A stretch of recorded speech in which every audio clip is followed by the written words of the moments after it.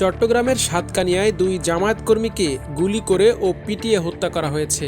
উপজেলার এউচিয়া ইউনিয়নের ছনখোলা এলাকায় গত সোমবার রাত 10টার দিকে এ ঘটনা ঘটে।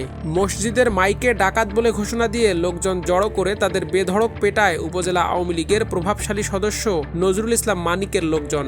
একই সঙ্গে তিনি সাবেক এমপি আবু রেজা মোহাম্মদ নিজামুদ্দিন নদভীর ঘনিষ্ঠ সহযোগী। নিহতরা হলেন কাঞ্চনা ইউনিয়নের নিজামুদ্দিন ও আবু ছালেক। এ সময় আরও 5 জন গুলিবিদ্ধ হন। তাদের চট্টগ্রাম মেডিকেল কলেজ হাসপাতাল ও পার্ক ভিউ হাসপাতালে চিকিৎসা দেয়া হচ্ছে। নিহতদের মধ্যে নিজামুদ্দিন আওয়ামী শাসন আমলে বিভিন্ন রাজনৈতিক মামলার আসামি হয়ে দেশ ছেড়ে সৌদি আরবে ছিলেন, আর আবু ছালেক 24 জুলাই আন্দোলনের সম্মুখ যোদ্ধা। তাদের পরিকল্পিতভাবে হত্যার উদ্দেশ্যে ডেকে নেওয়া হয়েছিল বলেও কেউ কেউ জানিয়েছেন।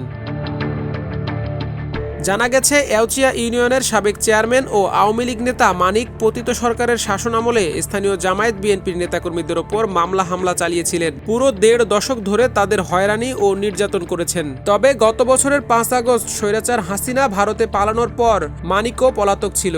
সম্প্রতি তিনি বাড়ি ফিরেছেন এমন তথ্য পেয়ে তার সন্ধানে যান জুলাই যোদ্ধা ছালেক ও নেজাম।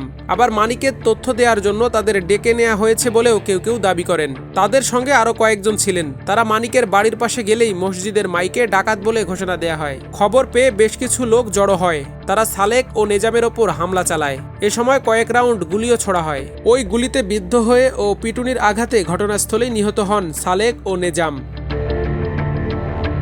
স্থানীয় কামাল উদ্দিন জানান, আওয়ামী জাহিলিয়াতের আমলে নিরীহ জামায়াত কর্মীদের ওপর বারবার হামলা ও শত শত মিথ্যা মামলা দিয়ে হয়রানি করেন আওয়ামী লীগ নেতা মানিক। তিনি এই 2 জামায়াত কর্মীকে পরিকল্পিতভাবে হত্যা করেছেন বলে সবাই বলাবলি করছেন।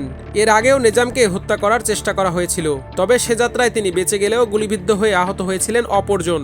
সোমবার রাতে ঘটনাস্থল থেকে একটি পিস্তল ও কয়েকটি গুলির খোসা উদ্ধার করেছে পুলিশ। জানা যায়, নেজাম জামায়াত ইসলামীর সক্রিয় কর্মী ছিলেন। তার ওপর অতিমাত্রায় অত্যাচার নির্যাতন চালানোর কারণে তিনি এক পর্যায়ে বিদেশে পালিয়ে যেতে বাধ্য হন।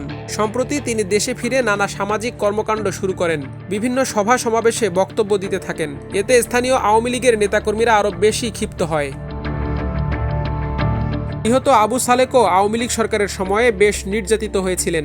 তার নামে বেশ কয়েকটি মিথ্যা মামলাও ছিল। গা বাঁচাতে গ্রাম ছেড়ে চট্টগ্রাম শহরে বসবাস করছিলেন। জুলাই বিপ্লবের শুরু থেকেই তিনি মাঠে ছিলেন। এ সংক্রান্ত কয়েকটি ভিডিও সামাজিক যোগাযোগ মাধ্যমে ঘুরে বেড়াচ্ছে।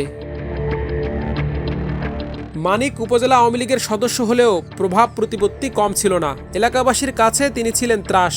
2015 সালের 7 জানুয়ারি ছনখোলা এলাকায় ইউনিয়ন আওয়ামী লীগের সহসভাপতি ও সাবেক চেয়ারম্যান হাফেজ আহমদ শয়নের বাড়িতে তার বেআইন আনোয়ারা বেগম গুলিবিদ্ধ হয়ে নিহত হন। এ মামলায়ও প্রধান আসামি মানিক।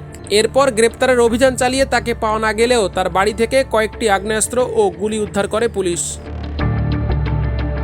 অভিযোগের বিষয়ে জানতে আওয়ামী লীগ নেতা মানিকের ব্যবহৃত মোবাইল ফোনে কল দিলে তা বন্ধ পাওয়া যায়। বাড়িতে গিয়েও তাকে পাওয়া যায়নি।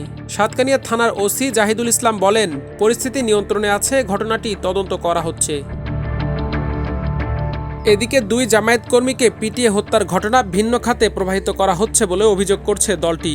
গত মঙ্গলবার এক বিবৃতিতে উপজেলা জামায়াতের আমির মাওলানা কামাল উদ্দিন ও সেক্রেটারি মোহাম্মদ তারেক হোসেন বলেন, এটি পরিকল্পিত হত্যাকাণ্ড। এউচিয়ার ছনখোলা গ্রামটি বহু আগে থেকেই সন্ত্রাস কবলিত এলাকা। সন্ত্রাসী মানিক চেয়ারম্যান পাহাড়ি গাছ ও ইটভাটা নিয়ন্ত্রণে নিতে একাধিকবার সন্ত্রাসী হামলা ও হত্যাকাণ্ড ঘটিয়েছে। তার মদতেই জামায়াতের 2 কর্মীকে নির্মমভাবে পিটিয়ে হত্যা করা হয়েছে। এ ঘটনায় নিরপেক্ষ তদন্ত ও জড়িতদের শনাক্ত করে দৃষ্টান্তমূলক শাস্তি নিশ্চিত করতে হবে।